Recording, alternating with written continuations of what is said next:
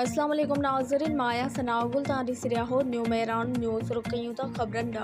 खबर शामिल कई पिया रतो देरो में रिपोर्ट एहसान बोसार जी रतो देरो में बिनी जहानन जे सरदार सरवर कायनात इमाम अल अंबिया हज़रत मोहम्मद मुस्तफ़ा सल्लल्लाहु अलैहि वसल्लम जिन जी आमद वलादत बासहादत के खुशी में सरदार ज़ादा अमीर सूबेदार खान जलबानी नवाबजादो मोहम्मद रियान खान जलबानी ऐं नवाबजादो मीर मोहम्मद खान जलबानी तरफा